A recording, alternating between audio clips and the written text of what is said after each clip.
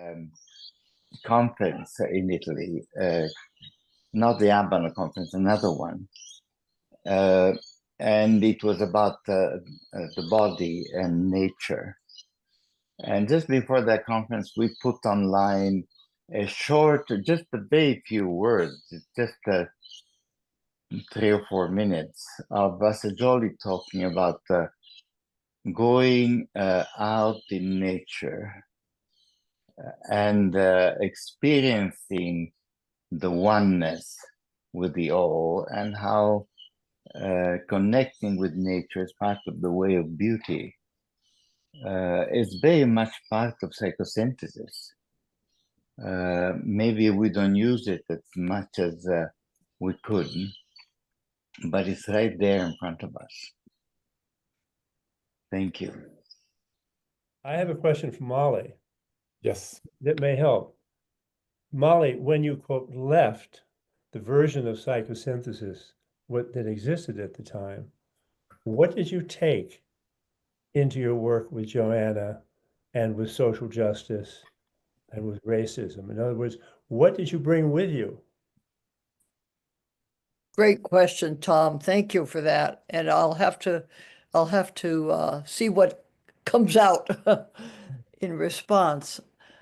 I think it's partly that I didn't realize how deeply embedded psychosynthesis was in kind of the way I do life. So I would remember being surprised that somebody that I encountered didn't know about, I mean, it's not even know about it in a cognitive way, but couldn't disidentify, couldn't, take that step back and say, oh, I'm feeling this. What's that about? Where's that coming from? But rather just blah, act on it. And so there was so much subpersonality work, just the basic self-awareness that psychosynthesis teaches, and choice, knowing that we have choice about how we respond and how we react. It was just deeply embedded in me. And only recently have I started actually actively trying to bring psychosynthesis teachings, quote unquote, into what I'm doing, because I've realized, oh my gosh, most people don't have these tools and could use them. So yeah, I would say, does that answer the question, Tom? Yeah, I mean, the thought I have is that maybe we could make a distinction between working in the spirit of psychosynthesis and working in the form of psychosynthesis. And that, in fact, many of the students I had, I think very few called their work psychosynthesis. They were trained in it. They went back to their jobs as social workers, psychiatrists, whatever, and they worked in the spirit of psychosynthesis. Which doesn't mean they didn't use some of the techniques, but they didn't identify themselves with the form. And I think, actually, I don't know what it's like in Europe, but I think in this country, that's largely been the case, that people have not identified with the school per se, but they've taken what you're talking about, the orientation, the deep orientation, and applied it in their work, whether they're educators or psychiatrists or social workers or social activists or whatever they may be. So I don't know, that's helpful to me anyways. Think that there are many more people. For example, Rachel Remen, who some of you may know, is a doctor who has programs in the patient-doctor relationship in 40 or 50 medical schools in this country. She was trained in psychosynthesis. She doesn't mention it. Nobody would know that she had been trained in that, but she's using it. Or she's retired now, but she's using it every day, training doctors. So I don't know if that helps, but I think, let's say there are many more people working in the spirit of psychosynthesis than actually are in the forms of it. And that helps me understand a little bit of what you may have experienced. And you're bringing the forms back now. Right. The ones that work, the ones that yeah, that make sense, that can be easily brought in without a whole lot of, preparation and background. Diane looked like you were going to add something. Yeah, I'd like to join in this moment because I think most people know I live in an eco-village, an intentional community, Findhorn. And what I've seen is psychosynthesis is everywhere in their practice, but they don't call it psychosynthesis. I think Assagioli, as I knew him, would be so happy about that because he didn't have the ego drive to become a big master or a famous person. He wanted psychosynthesis to be kind of permeating and in the context of the way therapy, psychology operates. And I see psychosynthesis everywhere. And yet, when you talk about, to me, it's a relational process, psychosynthesis. And who we are as an individual in whatever we do is greatly determined by psychosynthesis in the highest way possible.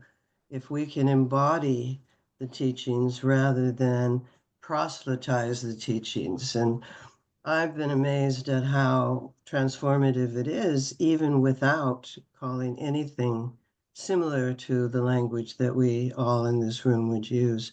And I find that really reassuring. I find that inspiring. And no, we're not famous. Look how old psychosynthesis is, and the world doesn't even know about it yet. Maybe that's okay. So, wanted to throw that in. And Diana, I'm from there. I will pivot us a bit into the next question that we compiled from all the questions from the audience, and this is the one about emotional and professional resilience. Because how do we, as therapists or coaches, when we feel the underlying dread of planetary and social crisis, how can we balance our own emotional responses with the needs to remain present and effective for clients who may not share or express these concerns?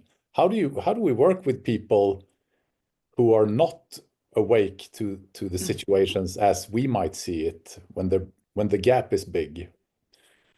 If I throw that question, first of all, maybe to Molly, and then again, first to Molly and then to the rest of the group. Yeah, that's a really, really challenging question. And the first thing I think of is everyone is affected by what's going on in the world. If they're reading it, if they're paying any attention at all, if they're living in complete isolation, maybe not. But if they hear the news or read the news or receive information, they are affected by it, even if they don't know they are.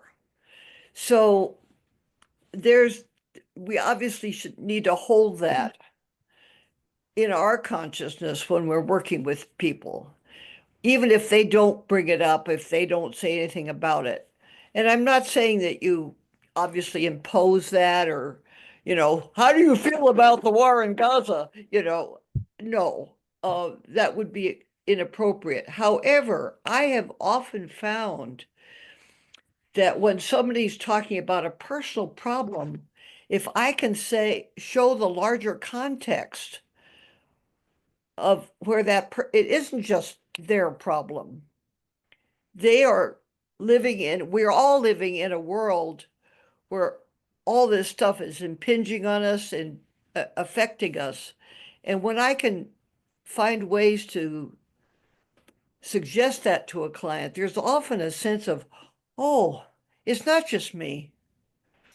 Because in our highly individualized, I mean, that's frankly one of the symptoms of white supremacy is hyper-individualism. We're all living in this soup together, and we're all being affected by everything that happens. And when we can bring that to a client, it's often a great relief and frees them from feeling like it's all their fault, you know, all they're the ones to blame. So yeah, that, and when I can share my personal responses, I do. I mean, if there's any kind of opening, I can say, wow, I'm really with you on that. I'm also really tortured by what's happening in Gaza or whatever it is. And that also is very connecting and supportive of the clients. So that's my response. I'm eager to hear from the others. Piero, would you like to come in? We're going to go into breakout groups in about 5-10 minutes. But Piero.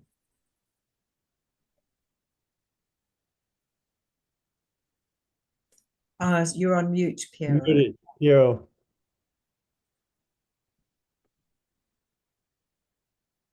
Okay, the question was about, I think, also self-care from the point of view of the therapist. How are we going to not burn out? Did I understand it rightly? Yes. Because what I'm finding more and more is that it's much easier for us to take care of others and much less to take care of ourselves. Take care of ourselves doesn't come instinctively. It's very strange. If we see somebody suffering, we run and try and do something. But if we suffer, we not always take good care of ourselves. And psychosynthesis has wonderful tools for doing that. Meditation, reconnecting with nature, cultivating beauty, being able to be alone. Apparently, I think we are in times of great extroversion, and introversion is frowned upon. If you spend time on your own, you're sort of, there must be something wrong with you. Apparently, they made this experiment in which people prefer to have an electrical shock than spend 15 minutes on their own. And so I think that being able to be on your own and to recharge is something that we have to relearn, both as carer for other people and for other people too, our clients and patients. When I train a therapist, I ask them, imagine being a client. How would you feel having, as a therapist, somebody who is full of anguish and who is tired and burned out? In what hands would you feel that you are? But self-care is a conscious decision. It doesn't come naturally. We have to sit and decide, and every day we have to ask if we took enough care of ourselves. And that doesn't just mean having a warm bath.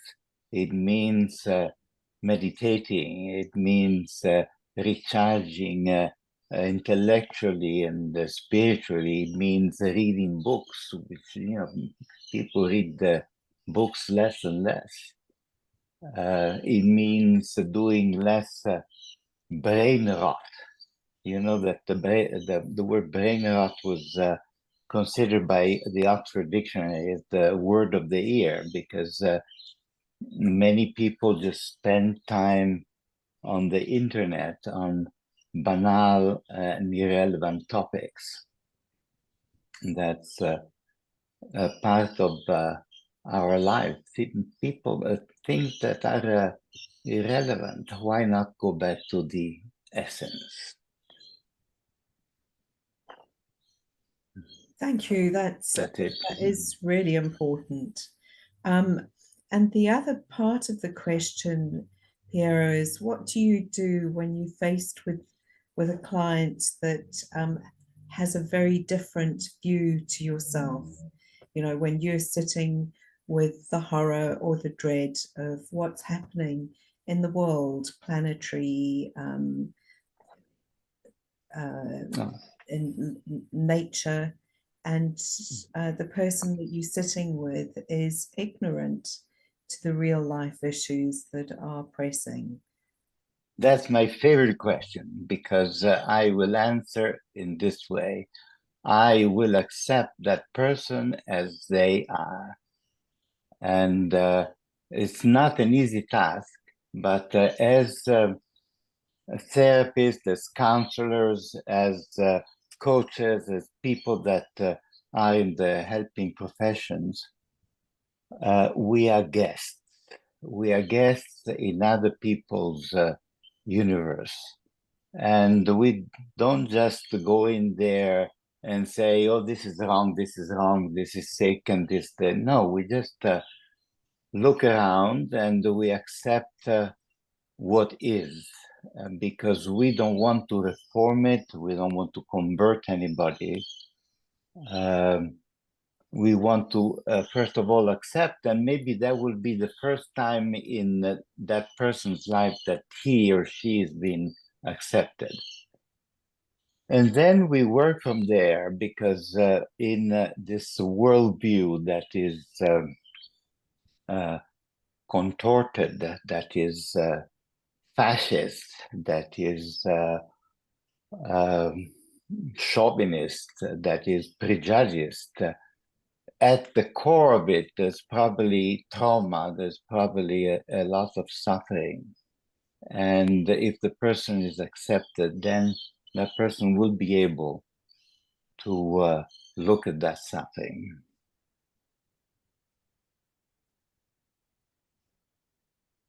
Thank you. But Thank Yeah. you, Piero. Anyone else would like to speak? You don't need to, because I think it, Diana, yes. Diana. unmute. Yes. Molly, I have a question for you. And because I'm very puzzled by why in psychosynthesis senior community we haven't worked harder to apply the models and the principles of psychosynthesis on a collective level. I mean, Piero and I used to do something called global psychosynthesis and the individual and society, but we felt very shy about doing it. And in today's world, if we look at the collective superconscious and the collective shadow, it seems to me that we could be more actively applying our models on that level. And yet it's scary and it's arrogant to go too far with that kind of extrapolation, I think. So I'm really curious, Molly, because you've really been in that world for a long time. How have you done that work of extrapolating the models and testing them out on a more collective level? So who of the five friends would like to pick up on? Andrea. Well, for instance, in Italy, there is a foundation, Verso Foundation has worked using psychosynthesis in training of educators for the last years. And we have reached nearly 1,000 of the educators in different fields. And that's sort of a growing and growing movement in which psychosynthesis is used as a personal work for educators. Thank you. What more? Well, one project that I worked on, which is still going, is the founding of an international postgraduate training institute in St. Petersburg, Russia. And during the 90s, a number of us went there and developed that school, which at that time was the only psychosynthetic institution in Russia, but they chose not to call it psychosynthesis because it would be and use the word soul because it would connect it with the Russian Orthodox Church. So they created an entire humanistic, spiritual, postgraduate training institute, which even today is thriving in the midst of what's happening in Russia now. And they just don't mention psychosynthesis, but the whole school is permeated with the spirit of psychosynthesis. And a whole other generation now, our friends who I started the school with are retired or, stepping back. There's a whole new generation of young Russians who are teaching, training, and the classes are full and the therapeutic practice is full and nary a word of psychosynthesis, but totally from 95 when it opened to now, a very powerful institute working within the spirit of psychosynthesis in Russia as it is now. Wonderful, wonderful. Miracle, really. Yeah. And as connecting to when talking about Russia, I also want to mention the ongoing work that is happening this year with starting up a new psychosynthesis training in Georgia, in Tbilisi, where Piero and Andrea has been teaching recently. I don't know if you want to say something about it. Well, I'd love to say something about that. It was like going back to the 70s.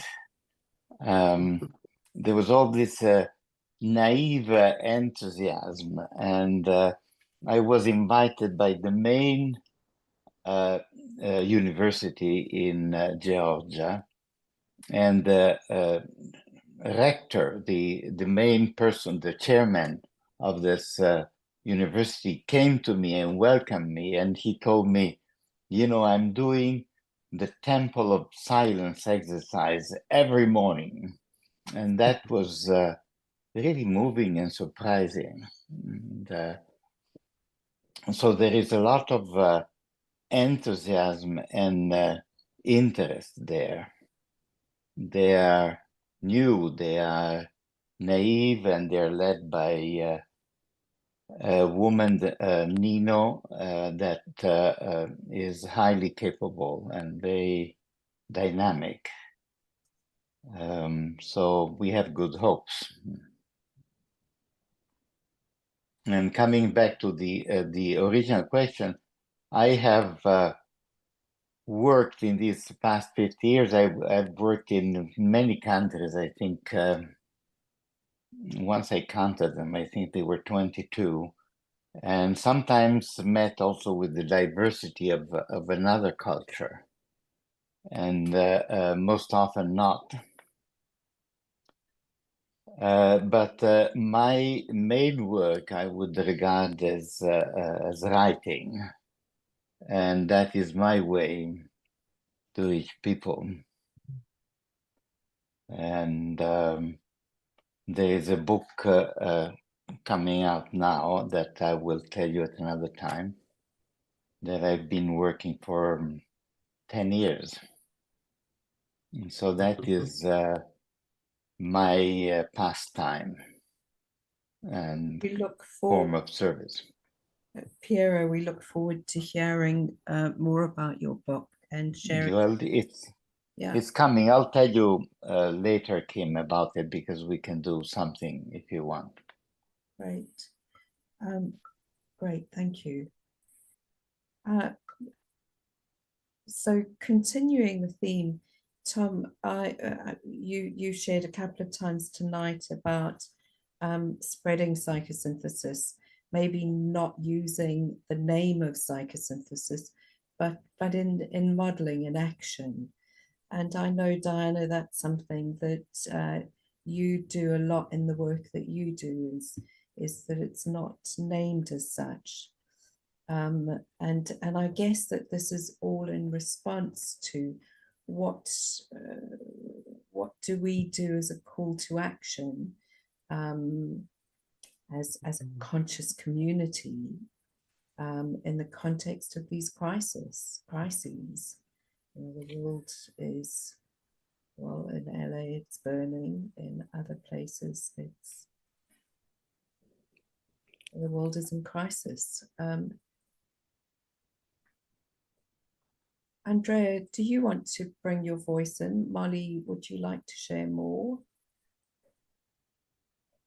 I don't want to interrupt Andrea, but I want to respond to Diana's question, which is relevant, that was asked just before the break, and that is have to do more with the form, I think, than the spirit, of how we can apply various psychosynthesis frameworks, maybe, to the larger world. And I haven't done very much of that, but right after 9/11, after well, I think you all know what 9/11 refers to. I hope so anyway. A month later, I gave a workshop at the Kentucky Institute for Psychosynthesis, and we worked with global or collective subpersonalities.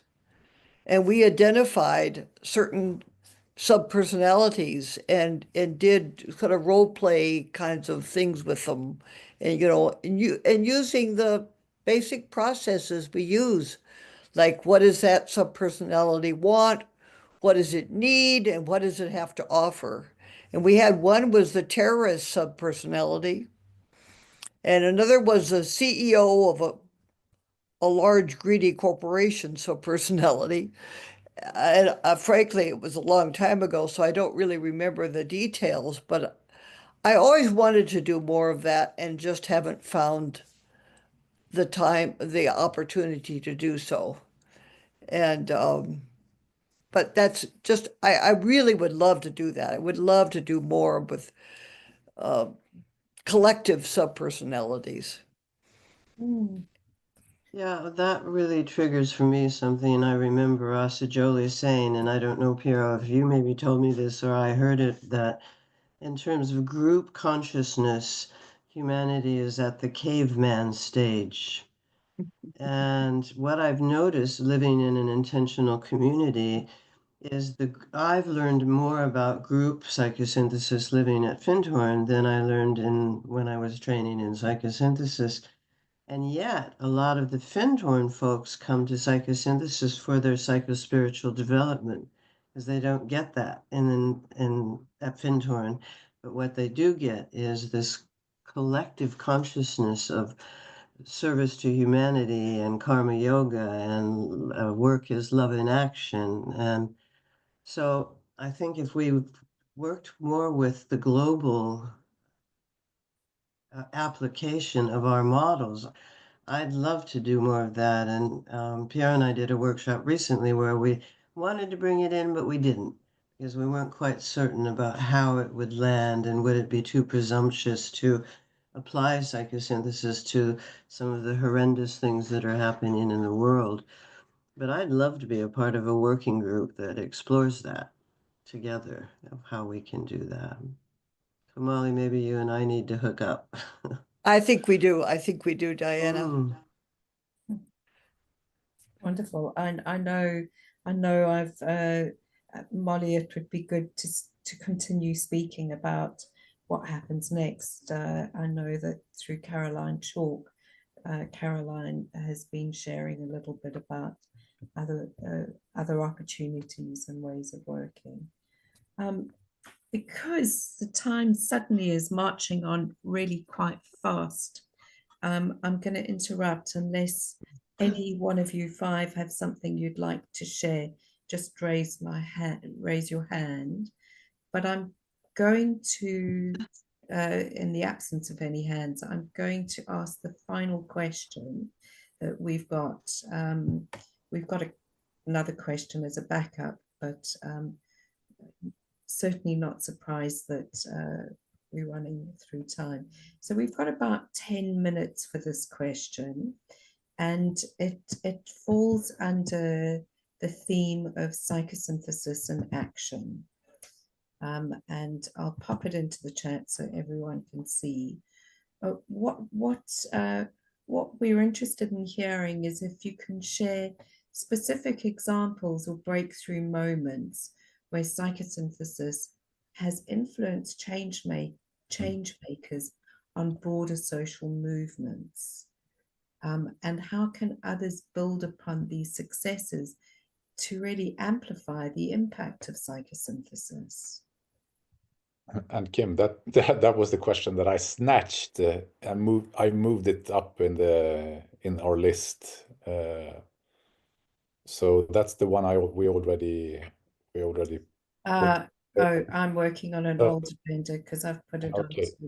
on. So Eric, so I hand over to you. Yeah, so I'm curious about ending this conversation in the pretty natural. I think maybe the five friends here will kind of oppose now because I know that you don't like to give advice to the next generation of practitioners, etc. But it's so tempting. We're moving in, as Tom said, we have started talking about 2026 as a 100-year celebration for psychosynthesis because it's 100 years since Roberto Assagioli first used the word psychosynthesis in his published work. So in 2026 we have a 100-year anniversary coming up, and we had a meeting with the European Association a few days ago, and we started talking about arranging a conference in 2026. So if you could pass on a message, maybe this is the arena where Molly and Diana gets together in person or online, working with these topics together with some of us. If you could impart some messages for the community, our students and our practitioners, what would that be? For the 100-year celebration, if we're going to make the next two upcoming years into really stepping in and do something new, what would it be?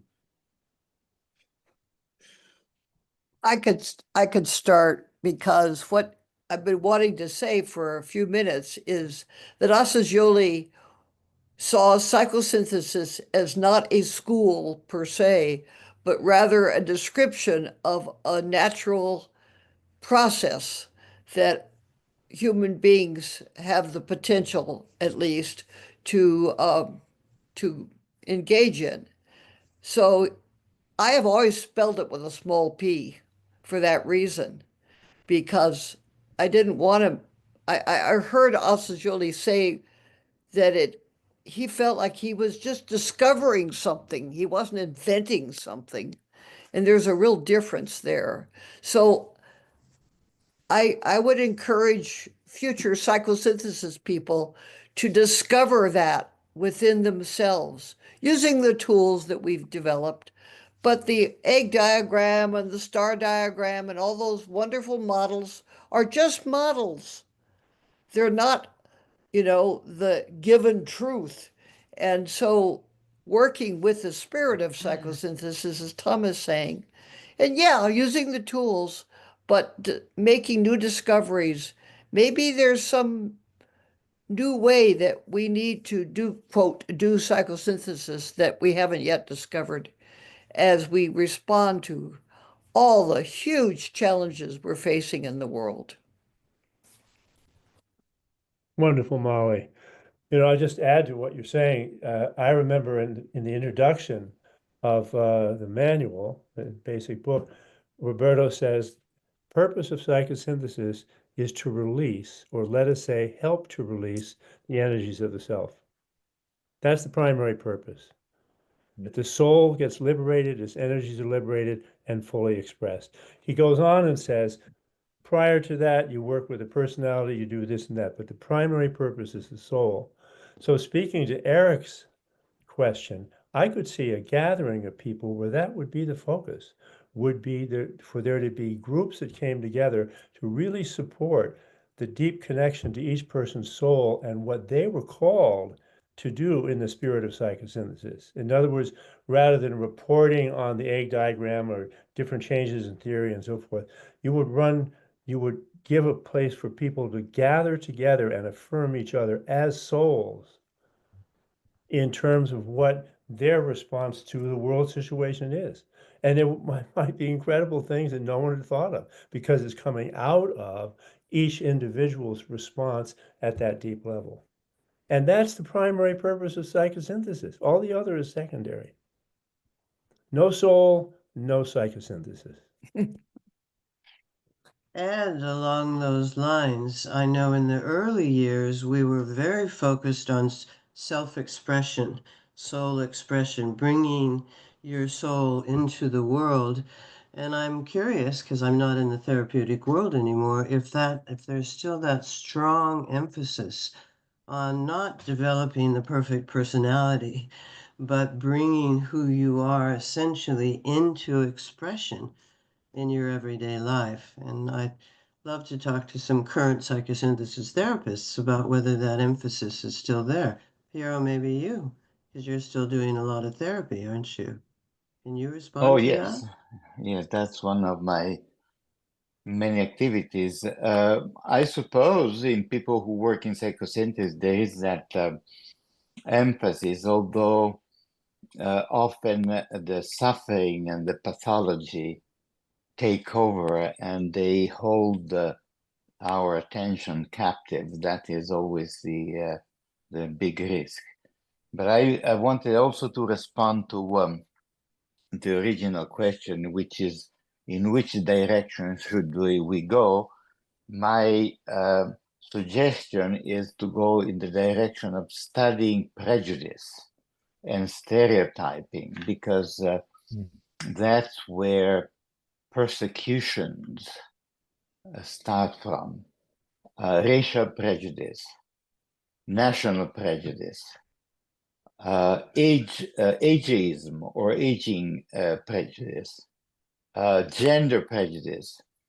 Those are the mental neuroses that separate us from each other. And I see, especially in stereotyping, I see many good people that also become victim of it, or that they use it in their way of thinking.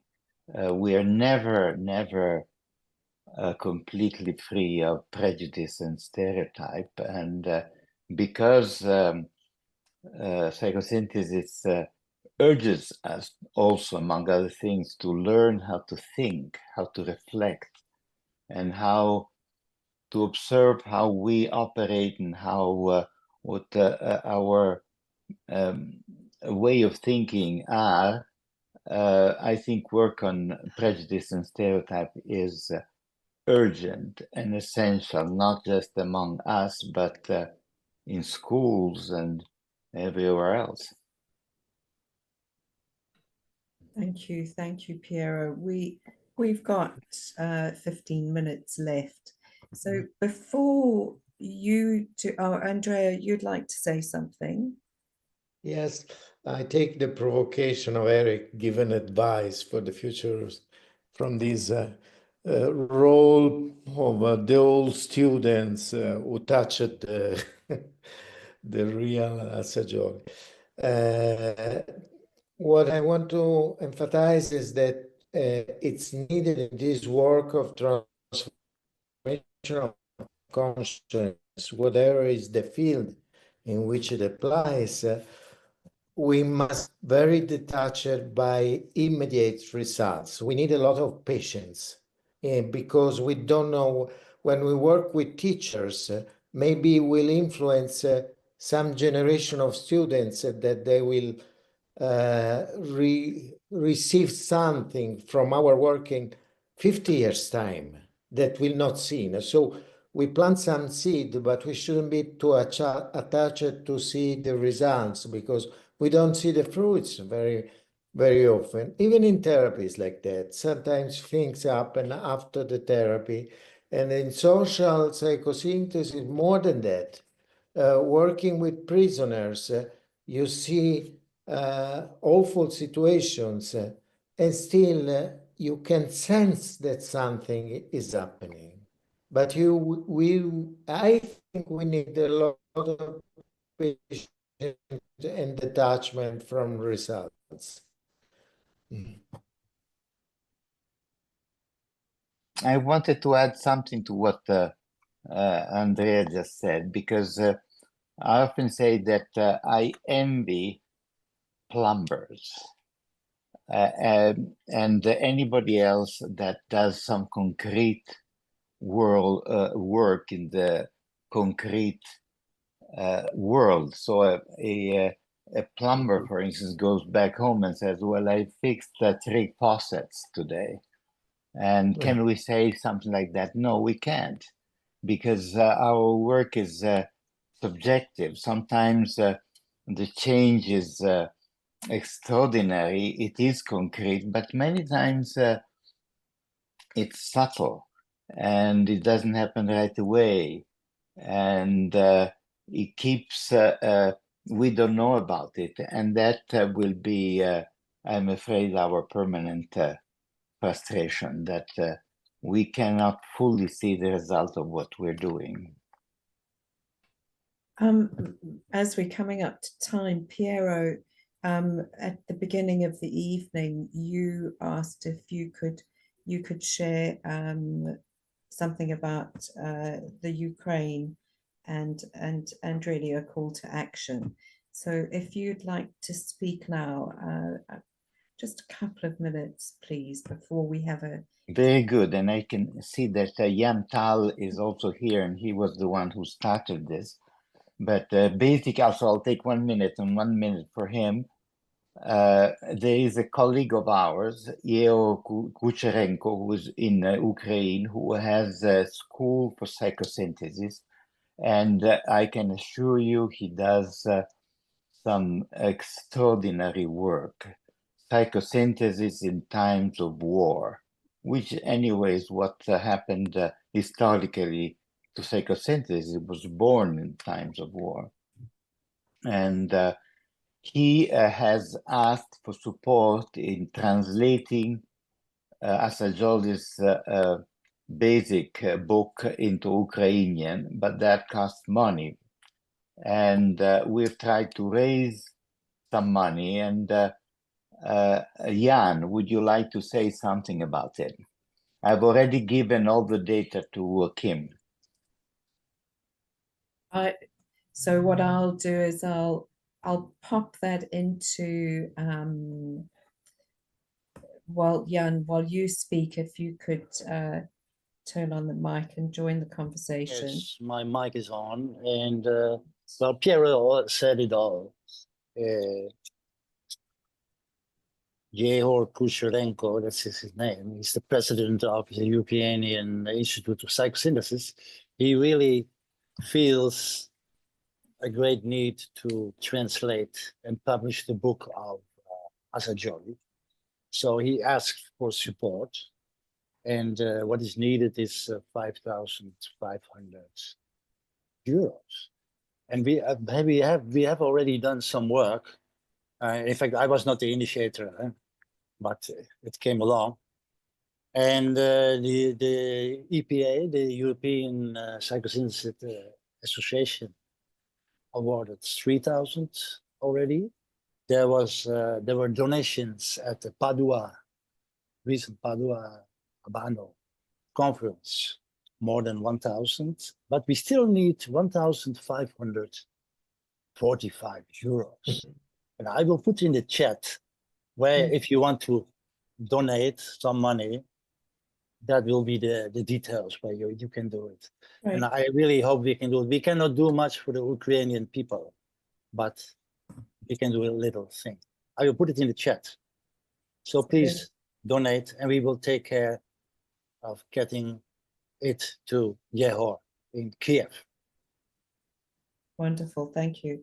And let me just add, excuse me, Kim, I just wanted to add that there seems to be a lot of interest in psychosynthesis in Eastern European countries.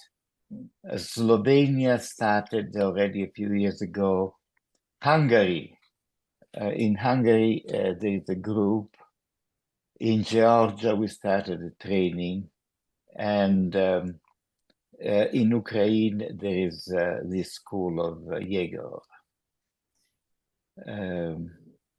So that's another expansion, and I'm sure they will bring some interesting contribution. So Eliza's asked if we can email this information, this detail. Please wait for it for Monday. We will send an email with exactly what I've posted in the chat. Thank you. Thank you, Piero. Thank you, Jan. Lovely to hear your voice and to see you. Great to see you, Jan. So we've got 8 minutes. If you would like to share just a summary or where you are, as we so grateful for you being here tonight. It's nourishment for the soul, but it would be lovely to hear your voices as we complete.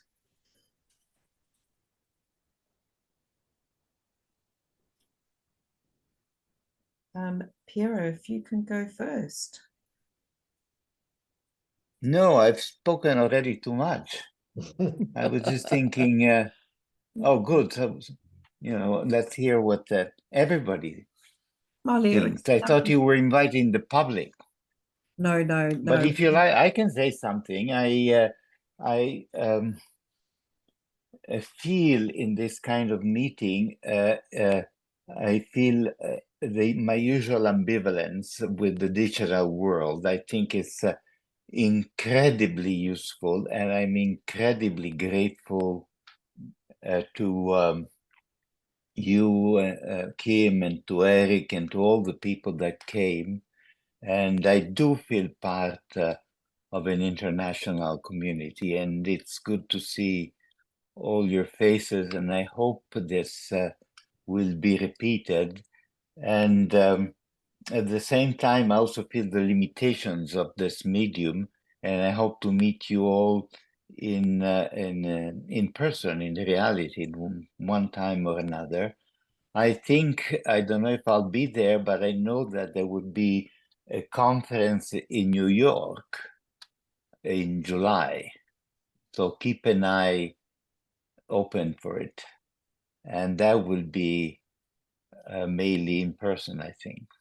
Yeah, it's in person, July 25th. Very good. 26th. Yeah. Molly, you started, so it's really important that we get your voice in at the end. Grateful you're here. Well, I mean, all I can say is how delightful this has been, and reconnecting with people that I've admired and loved over the years, and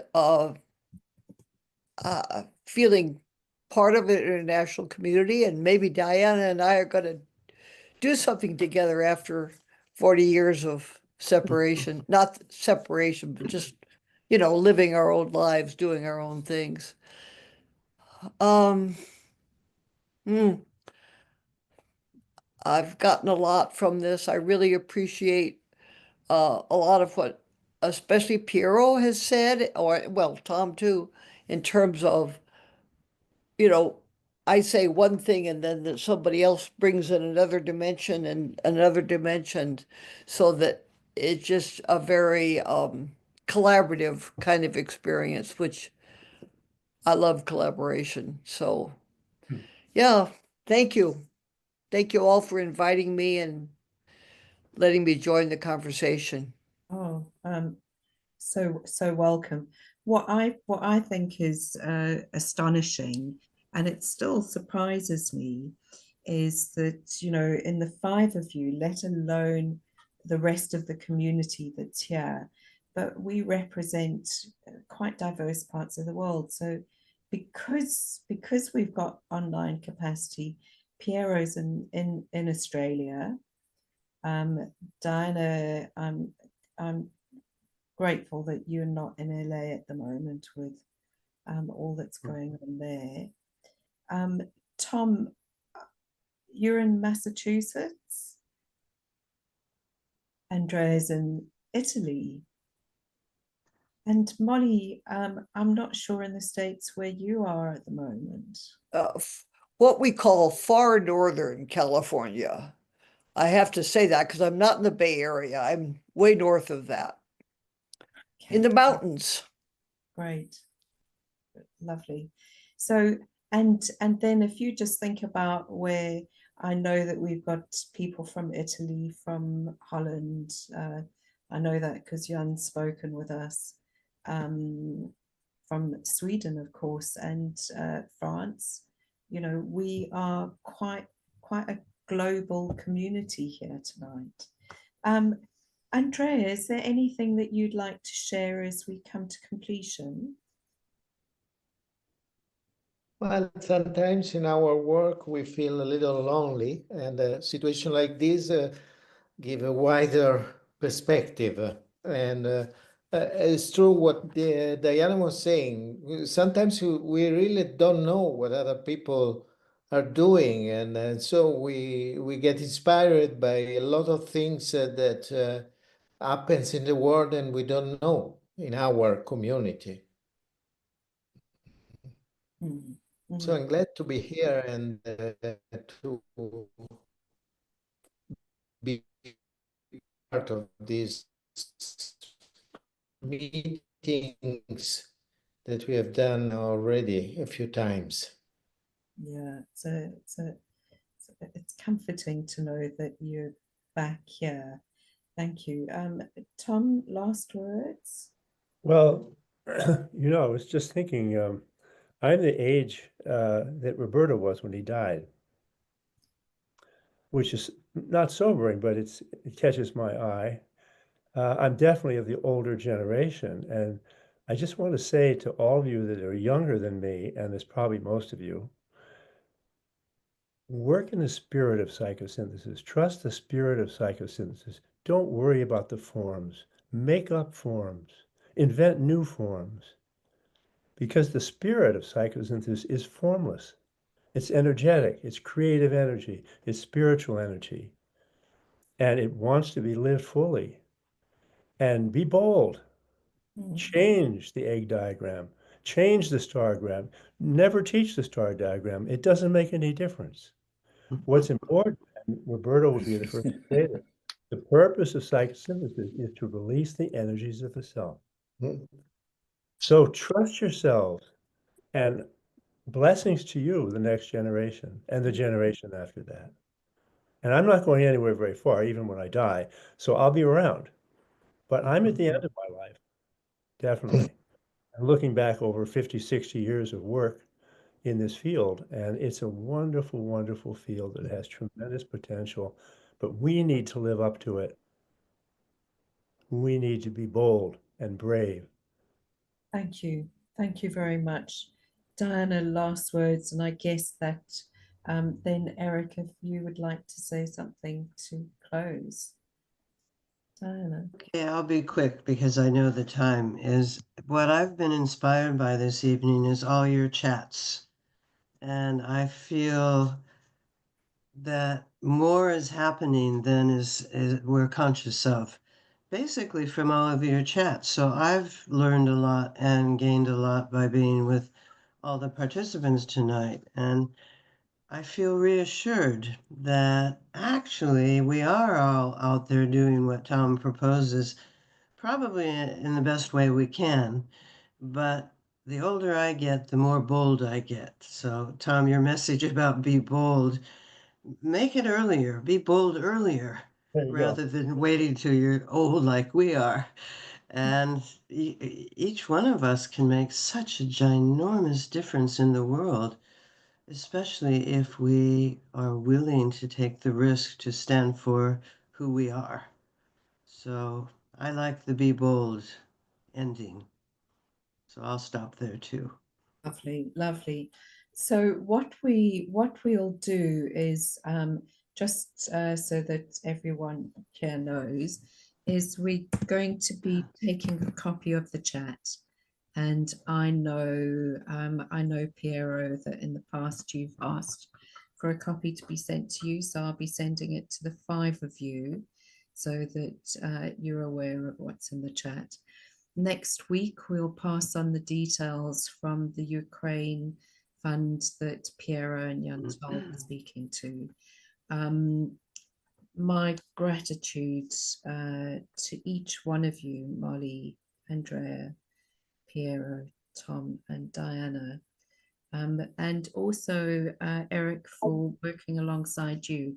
If you'd like to bring in your voice just to close our session, Eric.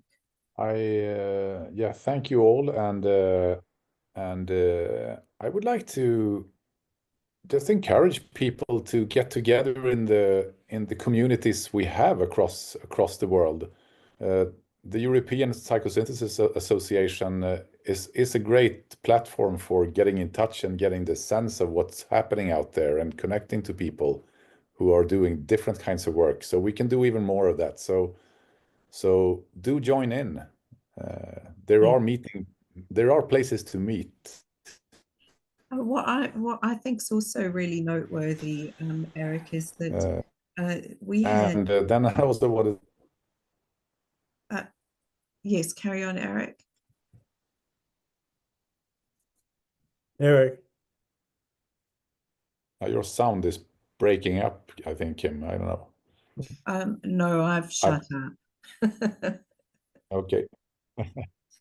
Well, then Petra Gugisberg Nocelli just notified me that we might have one more extra year to celebrate the 100-year anniversary of the concept psychosynthesis, because it looks like the first publication is in 2027. We have some reference checking to do before we plan the celebration. You can cheat. So thank you, Petra, for that. Yeah.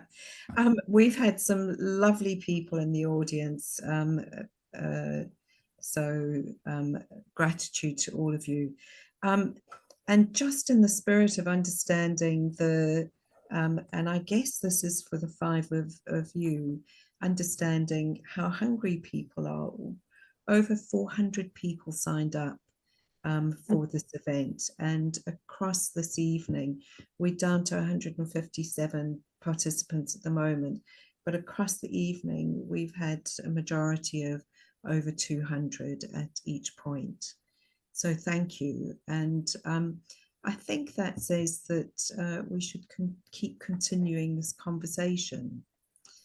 And with that, what I'm going to do is, Andrea, Diana, Eric, Molly, Piero, and Tom, I'm going to open up a breakout room so that we can debrief.